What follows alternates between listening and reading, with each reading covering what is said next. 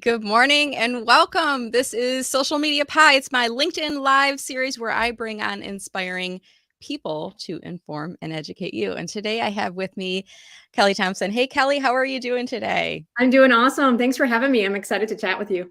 Oh, likewise. I'm really looking forward to the chat. And before we get started, I want to welcome our audience. Anybody who's watching live, I'm always a little skeptical when we're doing a live stream. Like, is the live stream picking up? Sometimes the baton doesn't get handed over properly from StreamYard to LinkedIn. So I always like to ask people that are watching if you could do us a favor.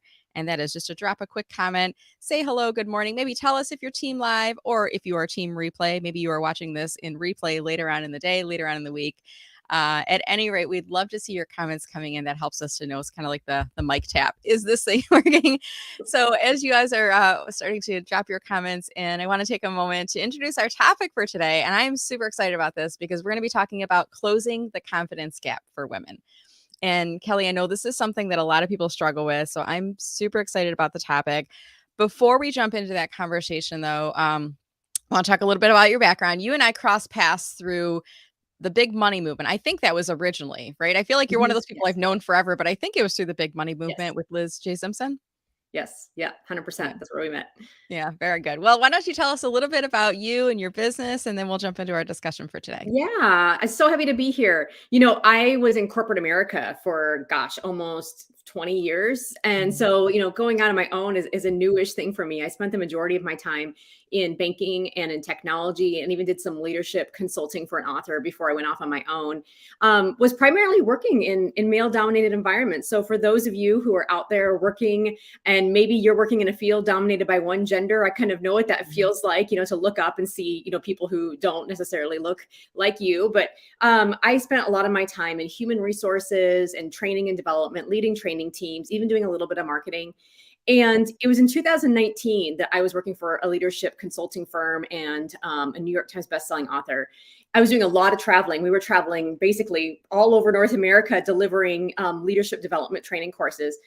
And I was tired of traveling. I don't think maybe I was like much unlike everybody else right before the pandemic hit, where you're just getting on airplanes and you're just going and doing. But I was just so tired of it. But there was one part of my role that I really, really loved, and that was one-to-one coaching of leaders. And so I talked with my boss that, I said, I really wanted to get off the road. I really want to focus on this one-on-one coaching. And she said, well, that's great because I really don't want to be in the one-to-one coaching business. And so she was really supportive actually then as I launched my own leadership coaching practice. I was able to take one client to kind of get started. So I wasn't totally starting from scratch, right? There was at least something there. And I've been out on my own doing leadership coaching since 2019. When the pandemic hit in 2020, it really caused me to reevaluate my business because like many business owners, I went from, having a great year to losing about 80% of my income in that year. But it required me to focus. And I decided that, if I literally can't lose any more money, then I'm going to make my focus exclusively women and coaching women. And that's ultimately how I started a lot of my women's leadership development training programs, coaching women one-to-one. And then that's how the book came about, which is Closing the Confidence Gap, which we're going to talk more about. So yeah, I'm in about 3.5 years now of running my own coaching practice. That is awesome. There's so many things in your story too. I feel like you and I have very similar parallel paths, and you started with your story with I was used to work in corporate America, which is kind of like corporate America was this place that we used to work in Fairyland long ago before Land far, far away. Yes, right before we landed in consulting world. And if you think of like the Candyland board game, there's like the corporate Americaville, and there's probably like funny things, game pieces and things like that. And then there's consulting land, right? Which is there's rainbows and puppies and kittens and ice cream and pie and all these good things floating around us, and books and freedom and walking our dogs during the day and all these things. But all that. There's so many things in your story that I think, your past and your history and your experience in corporate America really lent all of the things that you needed, or, kind of built up the things that you needed to launch your consulting career and your coaching career as well. So let's jump in. Closing the confidence gap for women, Kelli. And there may be women that are watching this live. There may be some women that are going to watch this later. There may be men watching this video who work with a female colleague. Maybe they're a supporter, an ally, a mentor, a manager, coworker that can share this video along with others. Or there might be parents watching that want to help their young adult women children with their confidence as well. So what advice do you have to offer us for this? Well, where should we begin? So, let's just talk about maybe just some of the big ideas from the book. Does that sound good? That sounds awesome. Yeah. Yeah. So, closing the confidence gap, and the subtitle is "Boost Your Peace, Your Potential, and Your Paycheck." And I just want to talk about the confidence gap for a second. So, this actually is a study that was done by Wharton. And what they wanted to understand is, why does there just seem to be some of these gender differences in the way that men and women present and advocate for themselves in the workplace? Like, why does there just seem to be this confidence gap? And so what they did was they had men and women take a standardized test.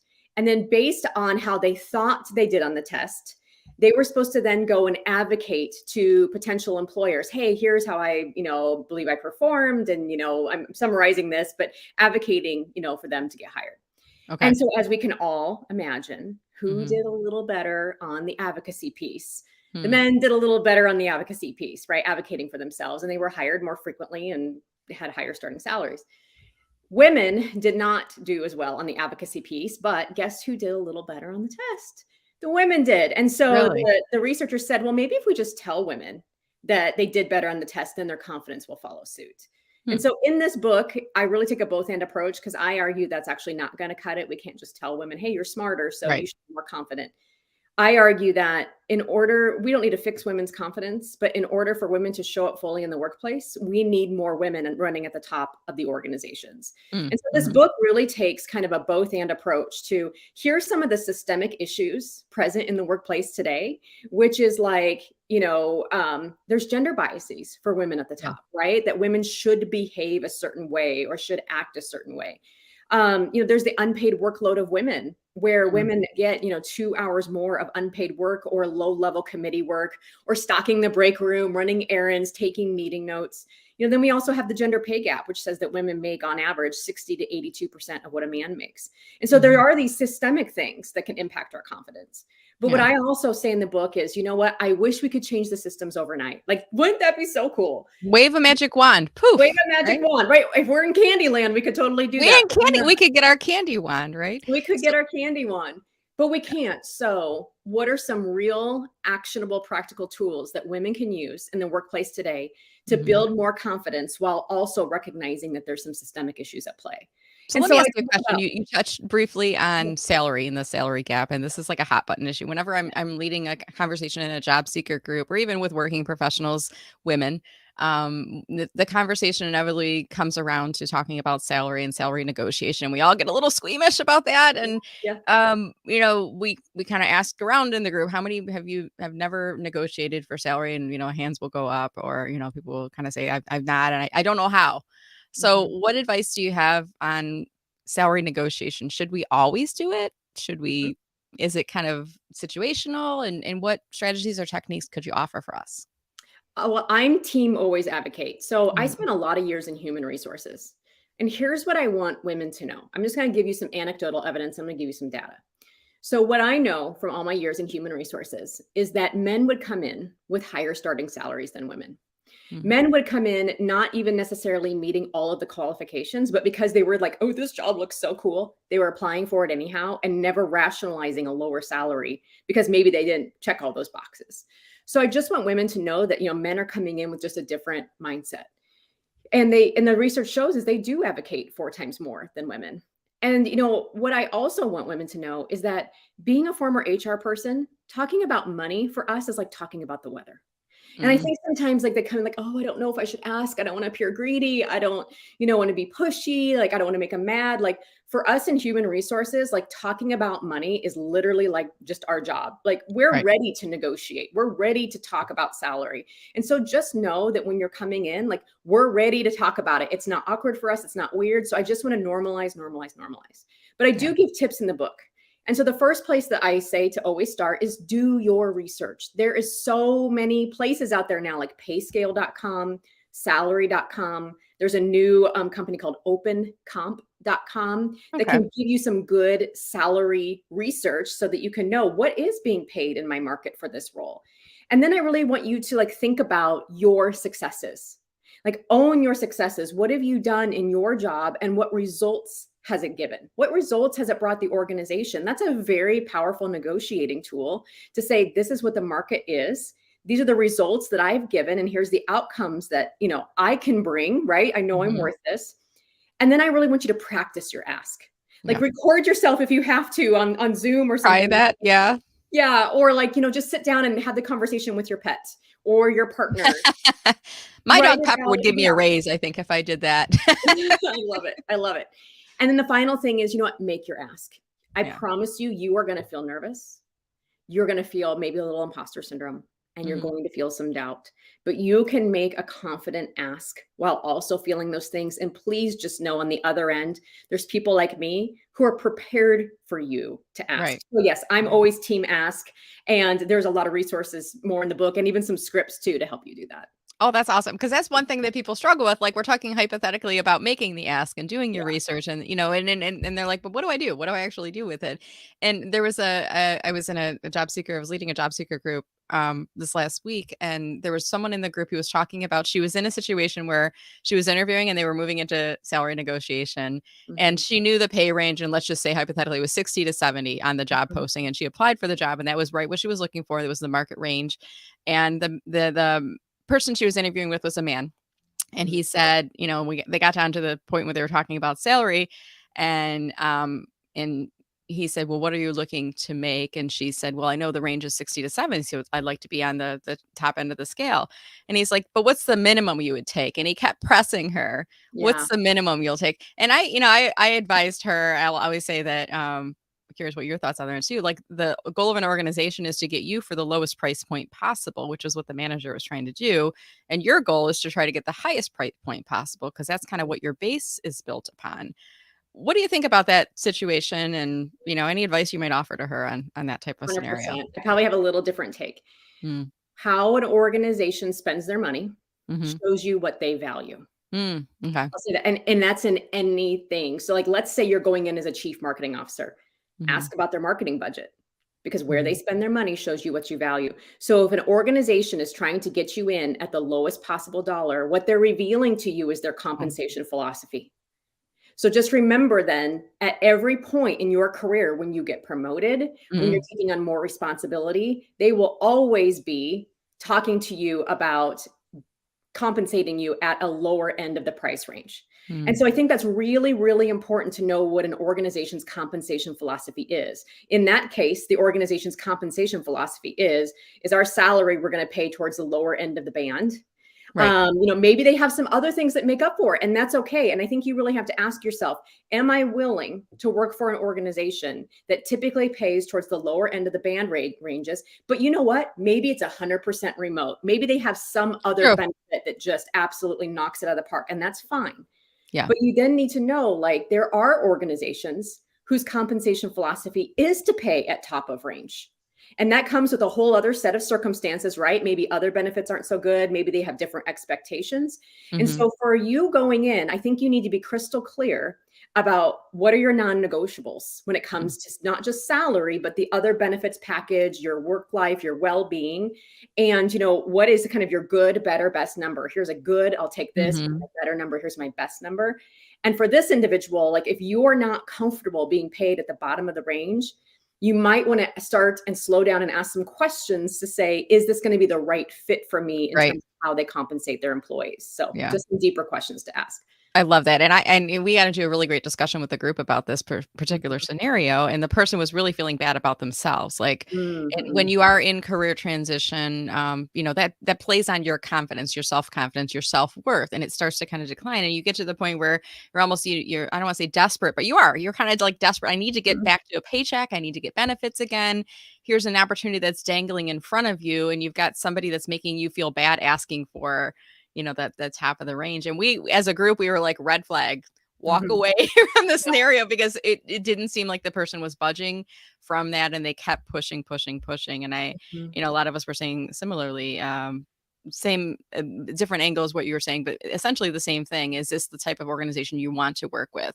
Because Mhm. what's it going to be like when it comes time for your performance review or bonuses or other scenarios? So Right. great minds think alike. I Yes. love Yes. this scenario on there. But this concept of salary negotiation, comes back to women and having self-confidence. And we're here today talking about the confidence gap if you're just joining us right now. Is this confidence gap something that dwindles throughout our career as we gain more experience, Kelli, or is this something that we're just kind of stuck with? What do you think? Yeah, this is a really good question. And I think that this is one of the biggest myths. I think sometimes folks think if I just get enough education or when I just am 2 years into the job, then I'll be more comfortable and confident. But actually the opposite is true. And, this is wisdom that has been shared to me by CEOs of major organizations. Actually, if you're a little too comfortable, it's probably time for you to make a change, because what causes a lack of confidence is stretching your comfort zone. Remember, like, our egos don't like change. And they don't like ambiguity. They don't like when you're doing something new and you're like, I have no idea what's going on, right? Yeah. And so remember, every time that maybe you take a promotion or you make a career change or you take on a big new project, there's going to be unknown things.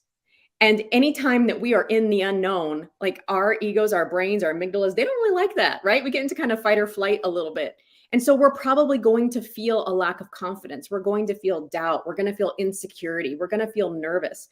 And I just want to normalize, and stop being surprised by those feelings. And instead just reframe it and just say, you know what? I notice I'm feeling all these feelings, but you know what? This is what growth feels like. This is what stretching my comfort zone feels like. And if I wasn't feeling doubt and nerves and just that discomfort, then I'm probably not stretching myself enough. In fact, I always say it's this really inconvenient truth that, like, today's goals become tomorrow's imposter syndrome, right? Today, we're all excited because I'm going to go and get that big presentation and speak on that big stage, or I'm going to get promoted to a chief whatever officer, right? That's today's goals. And then when we accomplish it and we have to show up to that goal tomorrow, we're like, oh my gosh, I don't know if I can do it. What was yesterday Brenda thinking when she said these things, right? I sometimes do that to myself. Even as little things too, like, you write out your to-do list on Friday, and Monday morning you sit down and you're like, thank you, Friday, Brenda. That was really great of you to be prepared for that. And then other times I'll sign on for a new client engagement and then I'll get to the point where I'm getting ready to deliver. And I still have imposter syndrome, Kelli. I'm like, oh my gosh, is the person going to like this? Is this going to be good? Are they going to go, this is crap? But I know I have some techniques. I mean, what techniques can you share with folks that are listening or watching about, sometimes we get that self-talk, the negative talk going on in our head. How do we stop that? Or what advice do you have for us on that? Oh, I have very timely advice, because remember, just because I wrote a book on closing the confidence gap doesn't mean that I have this problem solved. In fact, I was joking with all my close friends and family that I've been a little ball of angst this week because my book officially launches on November 1st of 2022. And, we're in the days before and I'm just like, oh my gosh, what are people reading? They think it's terrible and I shouldn't have ever wrote it. I mean, Brenda, all the things that you just said, right? So I'm going to walk you through my process that I talk about in the book. The first thing, that when you feel these feelings, I just want you to notice it with a lot of compassion. Just notice it. Like, notice it with like the loving compassion that you would give a friend, that I would give you, right? If you were telling me this exact same thing. I think sometimes when we notice these things about ourselves, we get really critical, really self-critical. And what I've told folks, and what I believe, is I have yet to meet someone who has criticized themselves into a calmer state or a higher level of confidence. So I just want you to notice that feeling with a lot of compassion. And if it helps, do like 4-count breathing. Like, I've been doing more breathing in the last week when I notice it, like just in for 4, out for 4, and just settling that nervous system down. I do this before I step on stage and give a big presentation. And so it can just be really, really helpful. The next thing I want you to do is I just want you to name it. I think sometimes we have all of these emotions and energies like flowing through our body and we're just like, oh, I don't know whether to like throw up or go to the bathroom or whatever, right? Right. I just want you to slow down. I just want you to name your emotions. Like, this is doubt. This is overwhelm. It's insecurity. It's a little bit of excitement. It's nerve. And when you name those emotions, it doesn't give them power. It creates emotional resiliency. It puts language to what you're feeling, and it can really actually calm you down. I want you to normalize it. So notice it, name it. I want you to normalize it. Like, this is so normal. Kelli and Brenda talk about this. Kelli wrote a book about imposter syndrome and still feels imposter syndrome. Michelle Obama has felt it. CEOs of companies have felt it. It's so normal. And then the last thing I want you to do is just reframe it, kind of like I did. Like, this is what growth feels like. This is what stretching my comfort zone feels like. When I really get into these sticky spots, I even ask myself, okay, when's the last time I felt this feeling? And go into that place. And I can think of actually a situation where I had to go present at a really big company and I was just a ball full of imposter syndrome.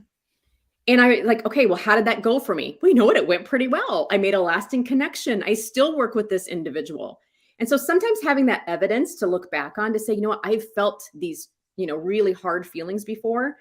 And it worked out well for me. Okay, well, what techniques did I use then? And what techniques and reminders and evidence can I carry into today to know that, I will come out on the other side of this more confident, more resilient? Because confidence is a side effect of taking Mhm. action. So, That's a really good point, and I love that you're giving us techniques and things that we can draw from our own personal experience. It's like mhm, things that are in our toolbox already that we can pull out and we can go, well, this is how I handled it last time. This is their mhm, similar feelings with it.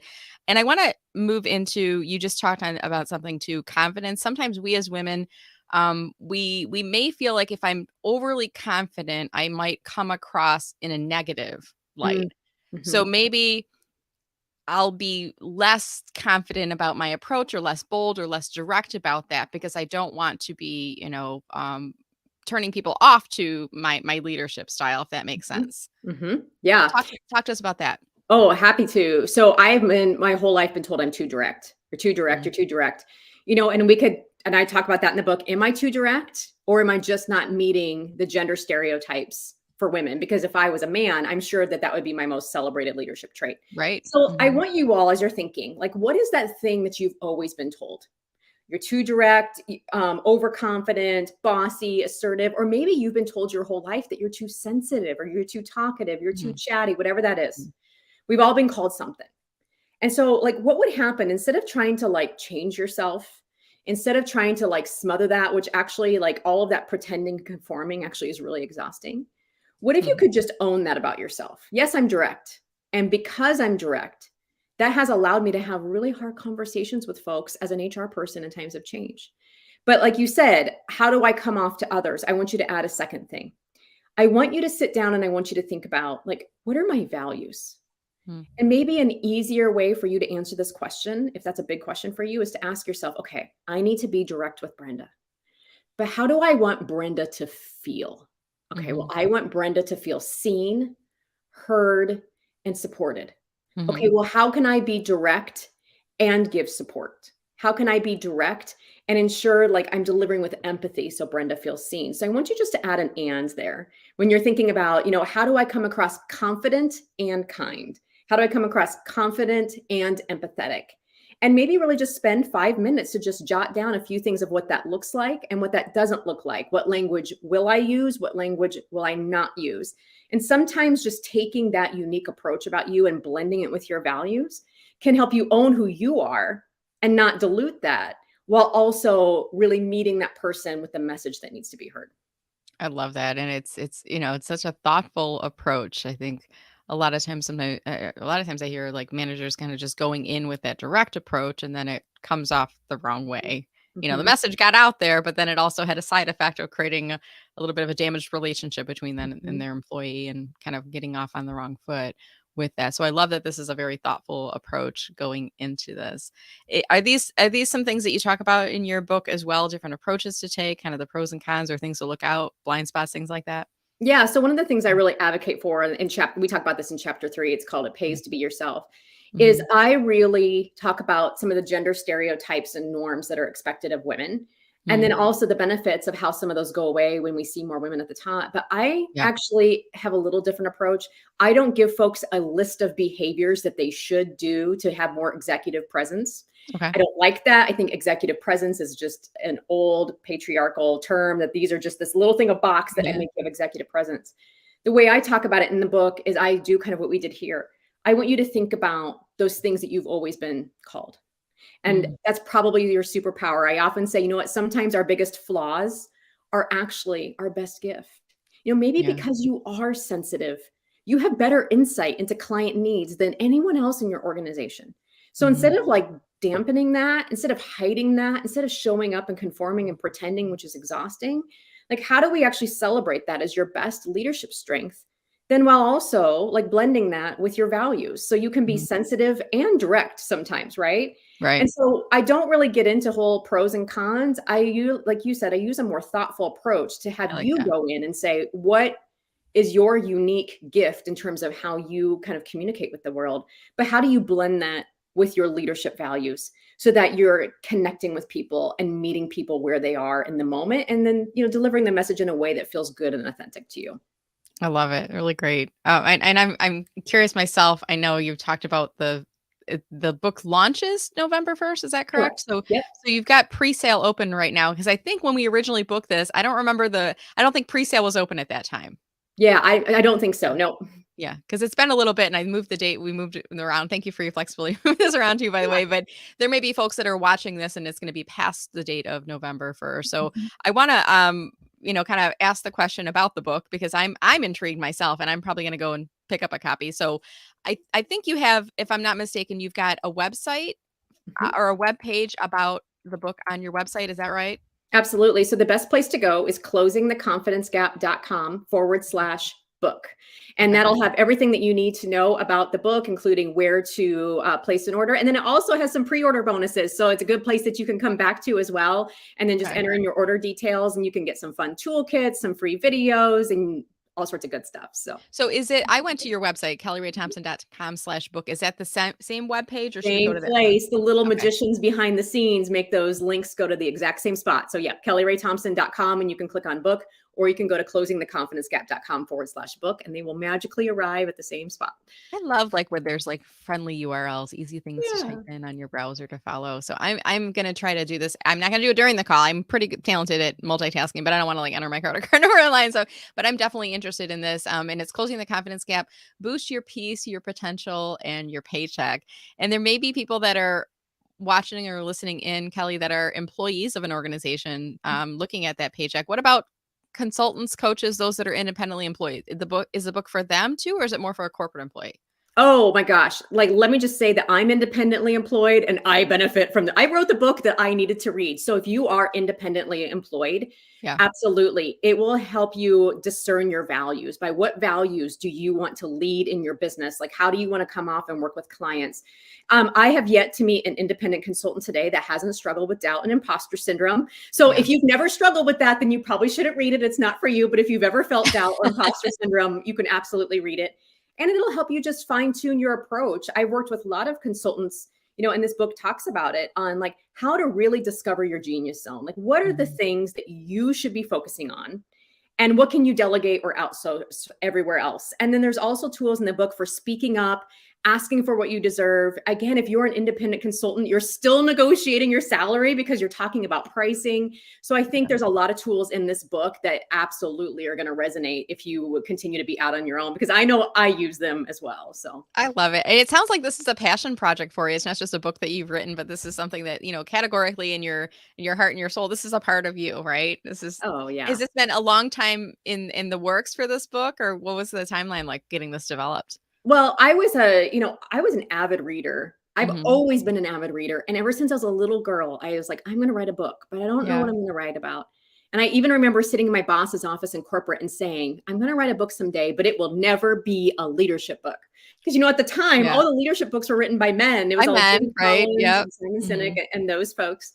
But, it was really when I went off on my own and left corporate where I realized the gap of what Mhm. corporate leadership development is teaching or what they're not teaching, and the Right. lack of support for women in the workplace, where I recognized, oh my gosh, there's some things that I need to be successful in my own business.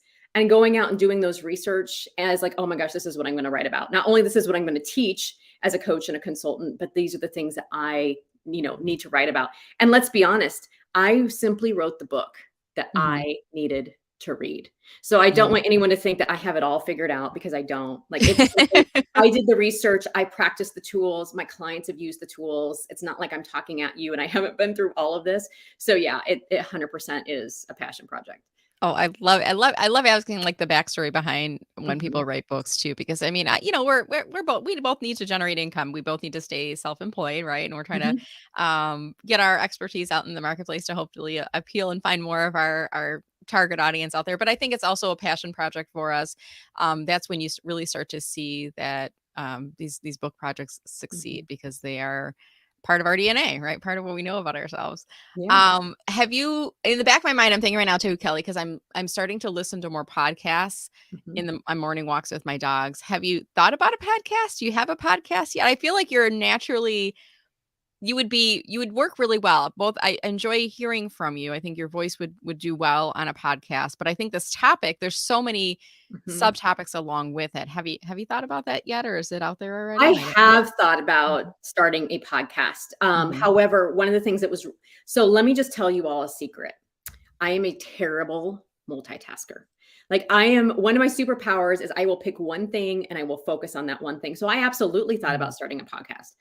But I just know I can't multitask. And so my goal was like, how do I give this book the support that it needs Mm. in its launch without exhausting myself? So not only did I choose not to then to start a podcast, but I Mhm. even paused my women's leadership program this fall because I Did just you? Yeah. knew I'd be spread too thin. So my strategy actually has been partnering with other people on podcasts because there's podcast hosts, folks like yourself Love that it. are always looking for guests.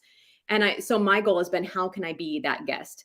And so actually, I do have a custom playlist. I should have had the link ready. Yeah. I do have a custom playlist on Spotify of Okay. all the podcasts I've ever been on. And in fact, if you just go to kellyraythompson.com Mhm. forward slash podcast, it's either podcast or podcasts. I think it's Okay, podcasts. let me try it. Yeah, Let's let's see what try it. happens here.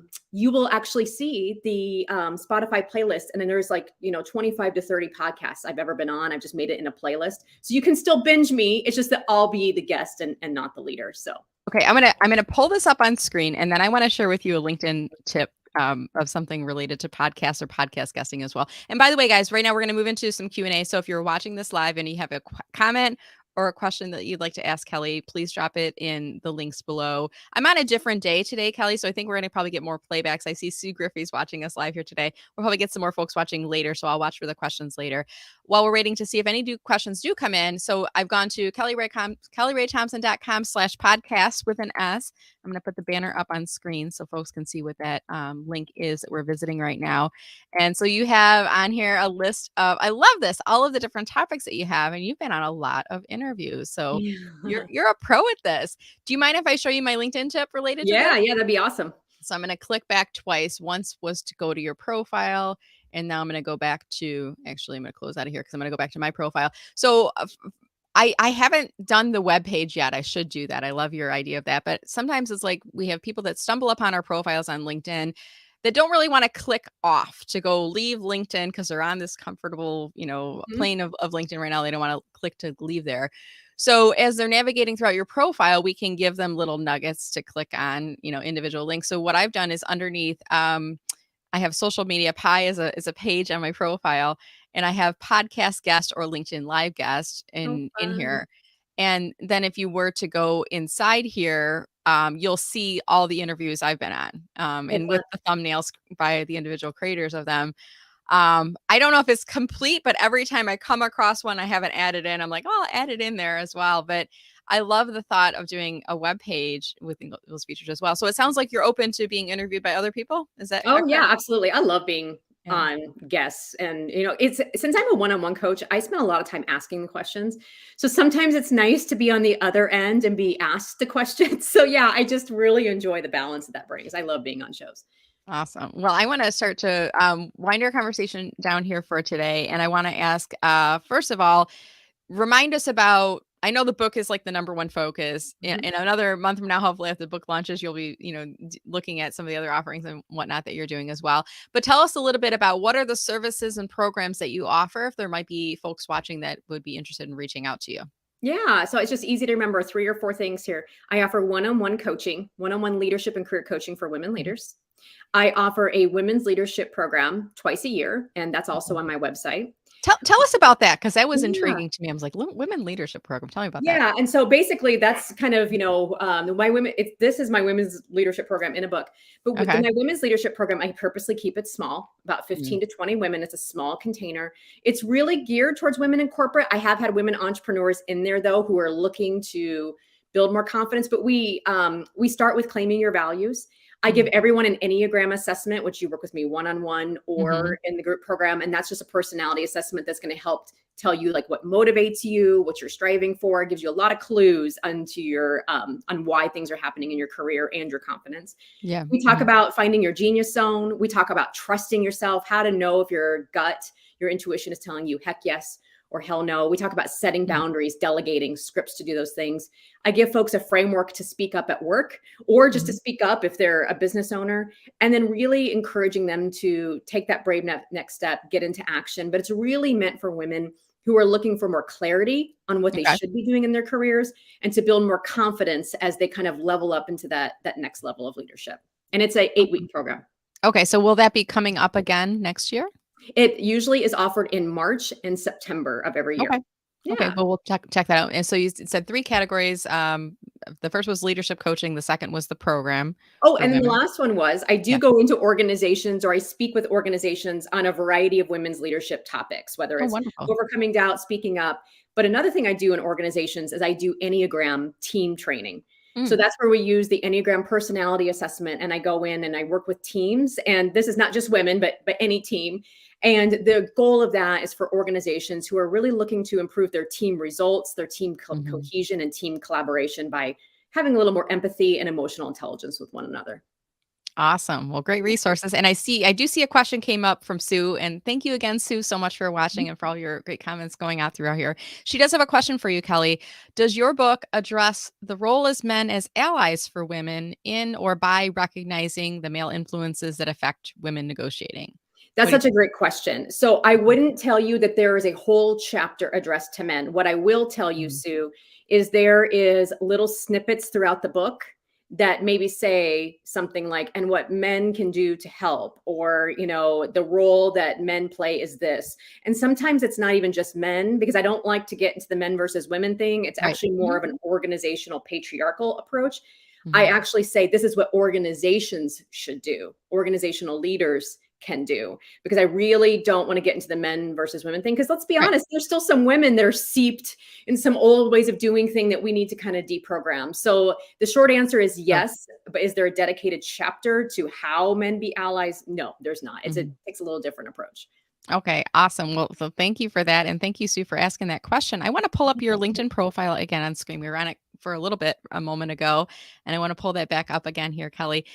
So any preferences for folks that are listening or watching now or in the playback for connecting with you? Are you open to new connections? Yeah, you can What? connect with me on LinkedIn. You can follow Okay. me on LinkedIn, and you'll still get all the good stuff.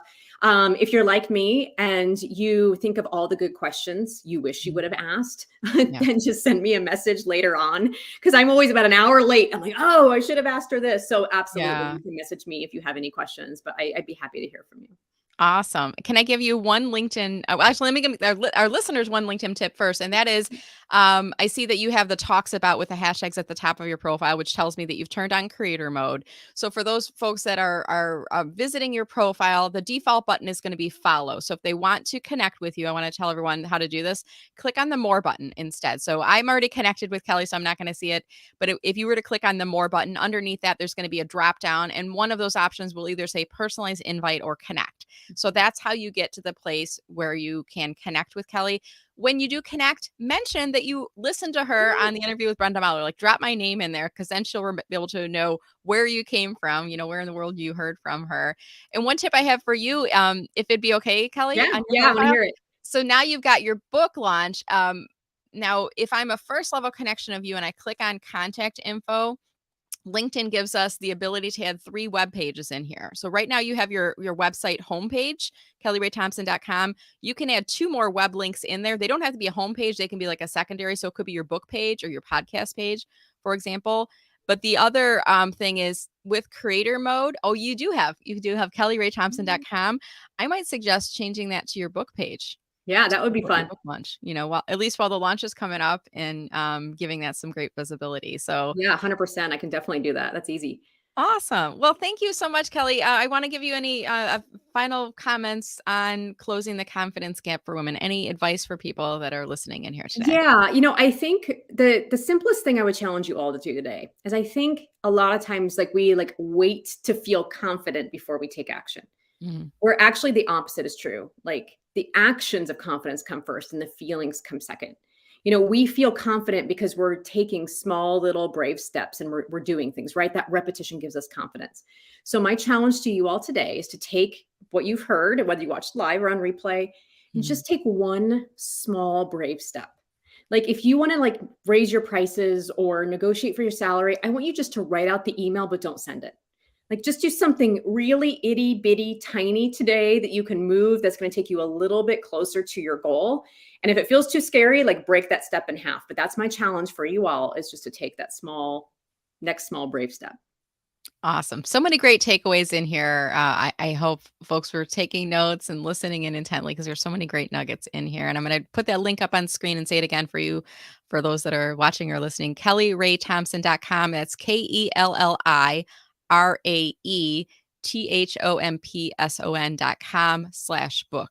Feel like I was in a spelling bee just now, but I want to make sure, because sometimes when we see Kelli, it's with a Y and Ray is Ray. I want to make sure that folks know it's Kelli with an I and Rae Thompson Mhm. with a P in the middle of there. That's So good check out. because there is a Kelli Ray Thompson that spells it that way. And so Is there? you gotta be careful. What are the odds of all that? Well, I Kelli, know. this has just been such a delight. I am so excited for you and for your book launch. I'm going to pick up a copy myself. I'm very interested in learning more about it. And I have some other folks in mind that I may refer you to their interviews to help support you, because I think this is such a needed topic, helping women to close that confidence gap. So thank you so much for being on today. Oh, thanks for having me. I enjoyed talking with you and hearing from everyone.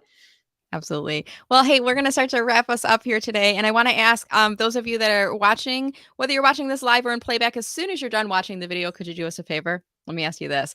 If you haven't posted yet this week, this month, this year, maybe on LinkedIn, you could click to share, and this counts as your post on LinkedIn for the day. And when you do share it, I would encourage you to share the video along and tell people something that you learned or that they can learn by listening to the discussion here today, or tell something about the topic that you found interesting. Do make sure that you tag Kelli and myself in the post. Use that little @ sign to pull up our names and tag us in the post. That way we'll get a notification. I know we'll both reply back, and thank you Mhm. for listening in, which also helps you to get some additional visibility for your post. And with that said, I wish everyone a wonderful day. Please share the video along if you know someone who might be interested in this topic. And in the meantime, we will see all of you on LinkedIn. Stay safe and stay healthy, and we'll see you again. I'm regularly on Tuesdays at 9:05. We did a little bit of an alternate day this week, but I'll be back again next Tuesday, and I'll look forward to seeing everybody then. Take care, everyone. Thank you. Thanks.